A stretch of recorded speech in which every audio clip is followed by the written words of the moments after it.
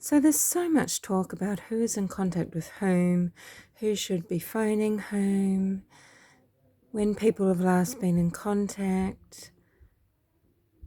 Well, this is still all just people spinning their own narrative, putting forth an idea, telling a side of a story. It doesn't mean anything. Just because you saw it on Profiling Evil, bless them, or Plunderer, but yes, means jack, okay? So, when they moved to Colorado, everyone's saying, I reckon Barry kept her like a princess in a castle, because when they moved to Colorado, everything stopped. Did it? You got proof of that, have you? Perhaps it stopped earlier than that. Perhaps people on one side of the family aren't in touch unless they are being reached out to, or unless a wife is making the contact for them. Did Mrs. Mormon II do all the phoning and writing? Was Jean sending a card every birthday, every Christmas, phoning his granddaughters? He's the older person. They're just younger growing up. If we're talking 4 or 5 years ago, we're talking of preteen and early teens. How often was Jean phoning the home just to check in? So was it always very one-sided? Then have they moved around a lot after he was bereaved? Did he not pick up the phone himself because his wife always did it? Well, we just don't know.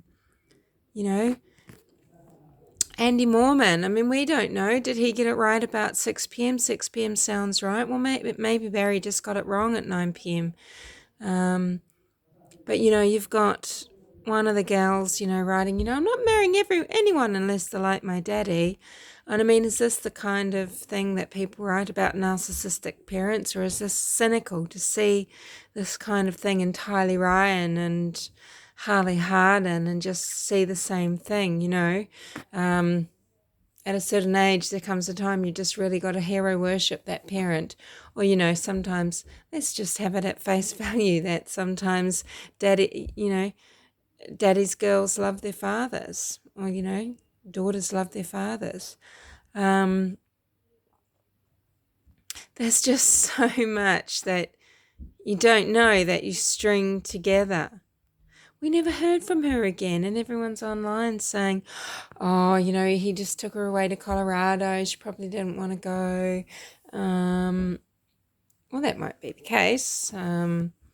She went. She's a grown woman. She went. She moved there. You don't know. There's things online about Jean's Root Beer Palace or whatever the restaurant is, and look, seems like they made a fantastic living from a roadside attraction and chain of restaurants. They have one now, inherited or purchased, who knows, by Andy, and there's been write-ups about Andy's, skimming tips off the waiters and waitresses for expenses, so to speak, for meals, etc., and this is illegal. They've gone to the police. Now, this was years ago, but, someone that likes to say, I'm not lying to you. My root beer was still fizzy after all those months. You could analyse everybody. Now, I'm not saying I'm on one side of the fence or the other. I think it's pretty clear. I understand circumstantially how things look for Barry. It is circumstantial. It doesn't look good. And I've said that, Mallory and Macy are in a really tricky position. Because they could lose 2 parents, and they could hero worship their father. They could deeply love their father. They could feel loved and protected by their father. And, Jean Mormon's worry has been his daughter. When did he last reach out and contact these girls? That's just what you want to know. And I'm not saying, be harsh on a dying man, because that's not it at all. But you know, there's always other sides to every single story. And you don't know the Mormon family, you don't know the Morphew family, unless you know them personally and have been around, and unless there has been some very open conversation, or if you could look at records. Where are the cards and letters?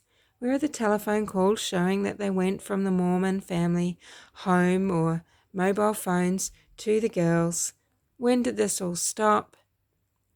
And, you know, that's it really, isn't it? Yes, it would be really nice for the girls to talk to their grandfather. Maybe they have never ever gotten on with their grandfather. Maybe they've never gotten on with their uncle. We do not know. There might be a reason for it. Was Suzanne close to Andy? We do not know.